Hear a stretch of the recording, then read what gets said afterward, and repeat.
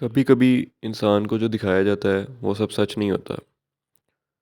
जब कोई कत्ल होता है तो हर बंदे की एक ही सोच होती है कि कत्ल करने वाला कौन है। लेकिन मेरे ख्याल से सबसे पहला सवाल ये होना चाहिए कि कत्ल हुआ क्यों।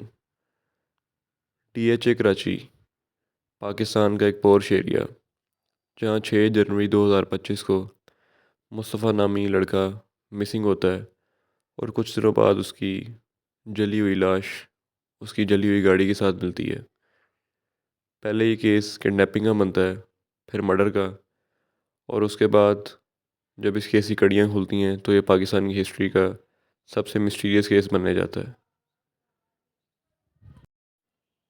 DHA जो कि पाकिस्तान का एक पोर्श एरिया, वहाँ पर एक 23 साल का नौजवान मुस्तफ़ा आमिर जो कि BBA का स्टूडेंट था, वो किडनैप होता है। और कहानी स्टार्ट करने से पहले इस कहानी के जो 4 मेन कैरेक्टर्स हैं उनको समझना बहुत ज़रूरी है। मुस्तफ़ा आमिर जो विक्टिम था, जिस पर इल्ज़ाम है कि वो एक ड्रग डीलर भी है। अरमगान मुस्तफ़ा का एक पुराना दोस्त जो मुस्तफ़ा से डोप ख़रीदा करता था, जिसकी कीमत ऑलमोस्ट 2.5 लाख रुपए के करीब थी।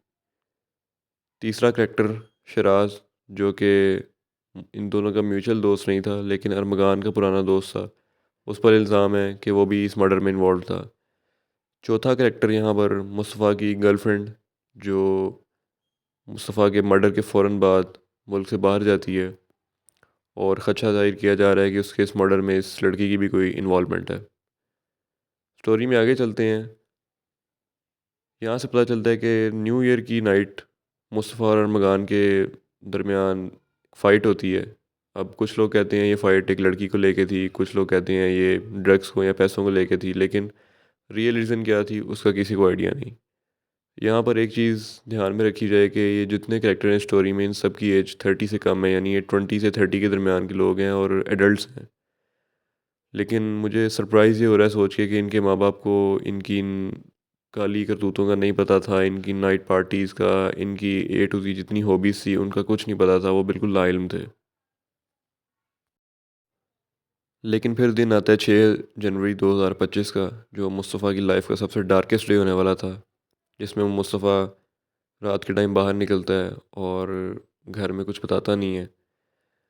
जब रात ज़्यादा होने लगती है, उसकी माँ बेचैन होती है, कॉल्स करती है उसको, उसका कोई आगे से रिस्पॉन्ड नहीं आता। उसकी माँ सारे रेलिवेंट से फैमिली में उसके करीबी दोस्तों से सबसे पूछती है, लेकिन मुस्तफ़ा का कोई अता पता नहीं होता। इस सब को देखते हुए जब रात के 12 के बाद का टाइम आता है, उसकी माँ पुलिस स्टेशन जाती है और एक रिपोर्ट लिखवाने की कोशिश करती है। जब मुस्तफ़ा आमिर की किडनैपिंग की या उसके गायब होने की रिपोर्ट दर्ज हो रही होती है, तो उस पर एक प्रीवियस केस खुलता है जिसमें उस पर ड्रग डीलिंग के भी चार्जेस है।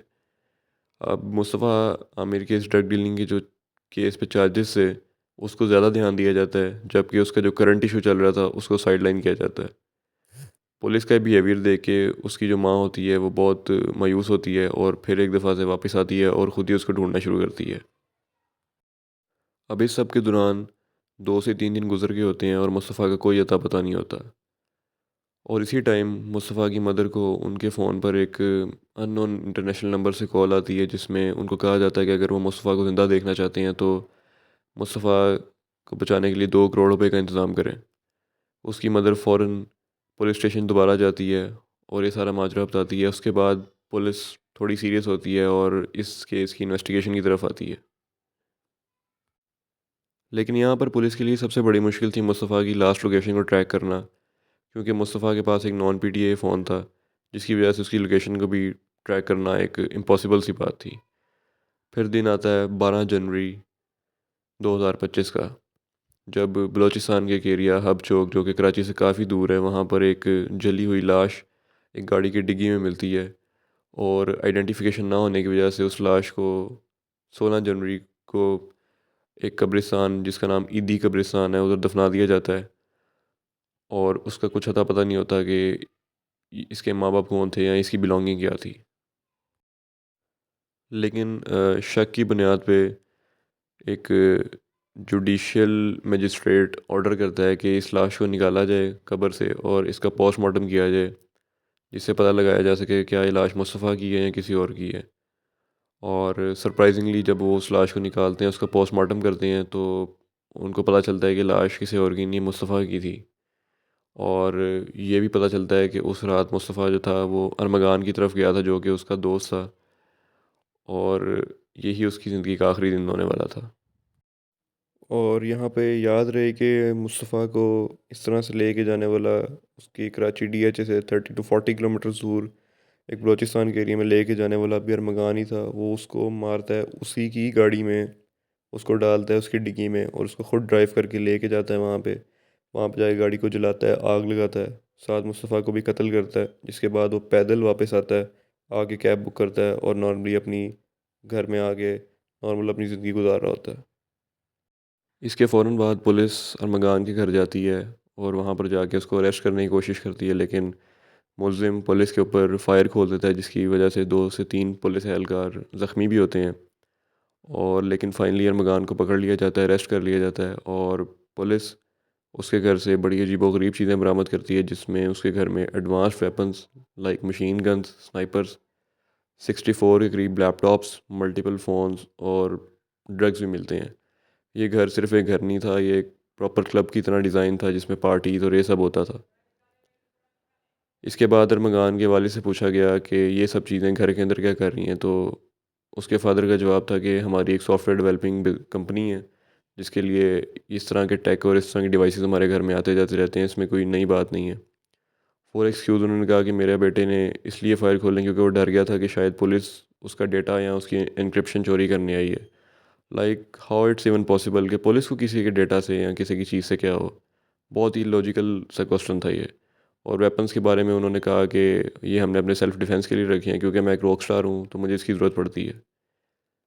इसके बाद अरमगान को फ़िज़िकल रिमांड के लिए अरेस्ट किया जाता है, लेकिन अब उसका फादर अपनी पावर का प्रॉपर इस्तेमाल करता है और फिज़िकल रिमांड को जुडिशल रिमांड में चेंज करता है।